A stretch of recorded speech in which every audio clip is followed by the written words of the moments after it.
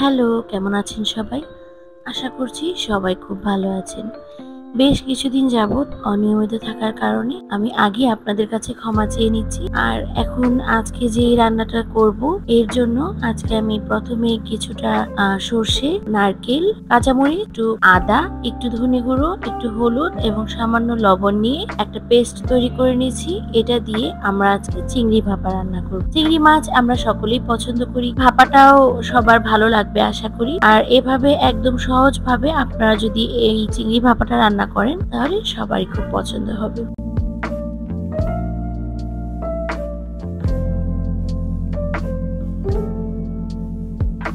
তো আমি চিংড়ি মাছগুলোকে একটু ভেজে নিচ্ছি। আপনারা যারা না ভেজে খেতে পারেন না আমার মতো তারা একটু ভেজে নিবেন, আর যাদের সমস্যা হয় না তারা না ভাজলেও চলবে। আমি হালকা করে একটু ভেজে নিচ্ছি, বেশি ভাজলে কিন্তু চিংড়ি মাছটা আবার ড্রাই হয়ে যাবে এবং শক্ত হয়ে যাবে। তো আমি চিংড়ি মাছগুলোকে ভেজে তুলে নিলাম।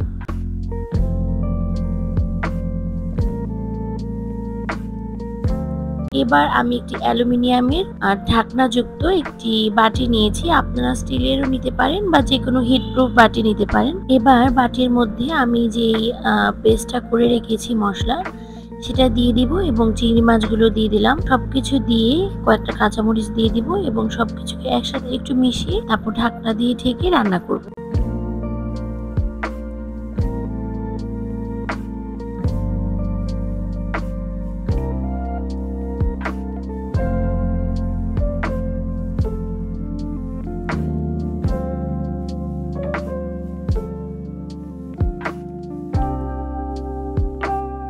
রান্না করার জন্য আমি একটা বড় কড়াইয়ে কিছুটা জল গরম করে নিয়েছিলাম। জলটার উপরে একটি স্ট্যান্ড বসিয়ে নিয়েছি এবং স্ট্যান্ডের উপরে আমি বাটিটাকে বসিয়ে দেব।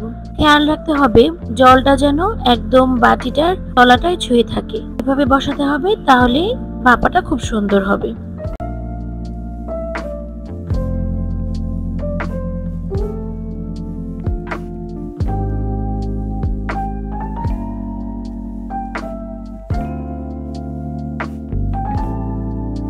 এভাবে ঢাকনা দিয়ে 15 থেকে 20 মিনিটের মতো রান্না করলেই কিন্তু চিংড়ি ভাপাটা হয়ে যাবে। আপনারা চাইলে মাঝখানে একবার খুলে দেখতে পারেন, কারণ অনেকের পাত্রর উপর নির্ভর করবে যে কতটা সময় লাগবে।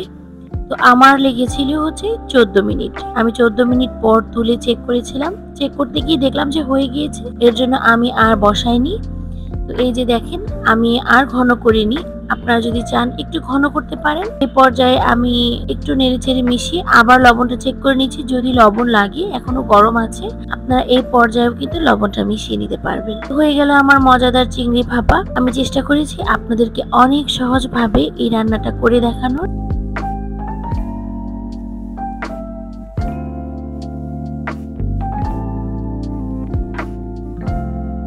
আজকে এই পর্যন্তই। দেখা হবে নতুন কোনো ভিডিও নিয়ে খুবই শীঘ্রই।